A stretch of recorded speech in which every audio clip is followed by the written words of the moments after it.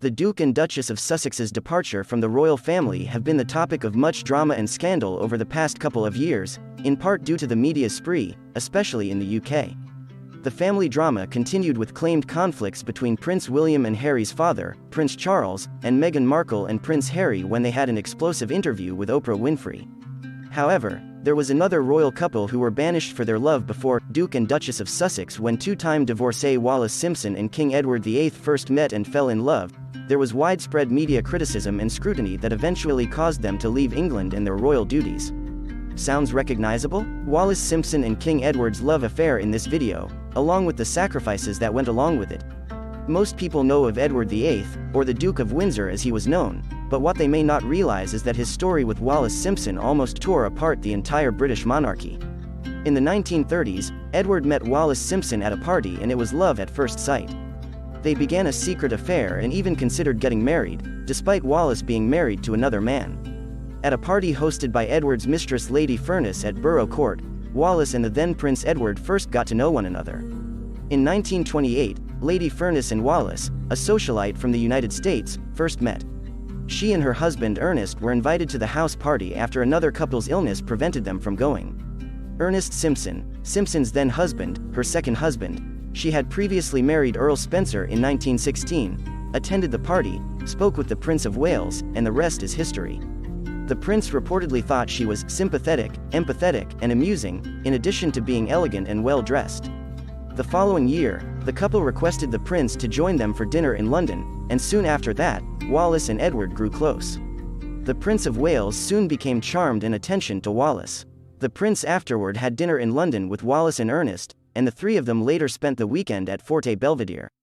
Soon, Edward's love for Wallis was noted by friends and family. Despite his denials, Edward insisted on asking her to the Jubilee Ball at Buckingham Palace in Ascot even though he was not related to his father, King George V. For the remainder of his life, Edward insisted that they didn't have a relationship while she was in her second marriage. On January 16, 1936, the Prince of Wales received word from Queen Mary that his father was not in great health. He flew to Sandringham the next day, and a few days later, on January 20, King George died. The newly appointed king called Wallis soon after to let her know the news. Some say that the reason King Edward VIII abdicated was that he was in love with a woman who was divorced twice and wasn't a member of the British aristocracy. And, after being pressured by advisors, family members, and other European monarchs to give up his throne for marrying her, he chose love over duty. But, before they could get married, she had to divorce her spouse.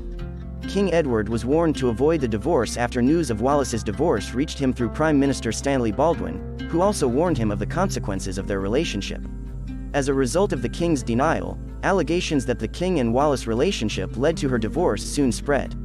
People believed that she and the king were having an affair, despite Wallis claiming Ernest's numerous affairs as the cause for the divorce. King Edward invited the Prime Minister to the palace on November 16 and announced that he intended to wed Simpson and was ready to leave the kingdom. He later told his mother, Queen Mary, while the Queen insisted that he give up Wallis, Edward felt that he could not properly fulfill his duties as a monarch without Wallis by his side. Edward VIII gave up his rights to the throne on December 11, 1936 for his younger brother to take over as King George VI. Later Edward wrote, "I thought I saw my life's work crumbling" when referring to abdication. On January 20, 1937, after returning from abroad, he formally ended all links with the country he loved by stating, "The expression of your wishes has been conveyed to me.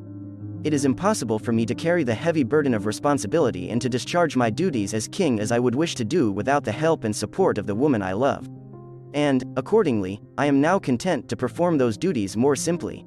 For this reason, I am anxious to make public my resolution of giving up the crown, at such time as may be agreed upon by you."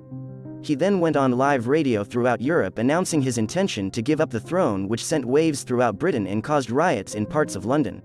His final broadcast concluded with words which were later engraved on a memorial tablet at Charing Cross Station: "You will understand why I speak like this with something near despair in my heart while I still retain the title and dignity of King Emperor. My whole life, whether it be long or short, shall be devoted to your service and the service of our great imperial family to which we all belong."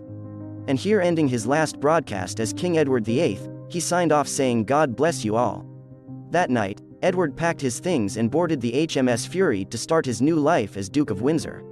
Edward proposed to Wallis with a 19.77-carat Cartier emerald ring before his resignation was officially accepted. He formally resigned on December 10 by completing the declaration. Edward received the title of Duke of Windsor when his brother Albert, the father of Queen Elizabeth II, was made monarch and became King George VI. This is how Queen Elizabeth II reached the throne. She was the princess, of course, but she was not the heir of the throne at that time. The two were relocated to South France after the Germans conquered France, and afterward to Spain. According to the BBC, the British government nominated Edward to serve as the governor of the Bahamas, a British territory, in July. After the war was over, they stayed there before returning to France. Both individuals relocate to Bois de Boulogne in 1953. Edward and Wallis did not have any children, and no one knows why. Some think that she could not get pregnant because she did get an abortion more than once when she was married before, and some claimed the abortions were due to her ex-husband's abuses of her. According to the BBC, Edward was diagnosed with throat cancer and died in Paris on May 28, 1972. He was buried near Windsor, and Wallis attended his funeral. On April 24, 1986, Wallis died at her home in Bois de Boulogne. She was buried next to her husband, and a service was held at the St. George's Chapel at Windsor Castle. How romantic, beautiful, and tragic is this story? Edward and Wallis's story inspired movie creators, and a film in honor of their story was produced in 2011 called We, and you will not believe who wrote and directed it. Madonna. Yes, the same music icon created the movie. Wallis also was known for her iconic fashion looks, and she was Cartier's special icon. If you enjoyed our story, hit like and subscribe to enjoy our future videos. In the next video, we will tell you one of the royals' darkest secrets. Try to guess, and stay tuned.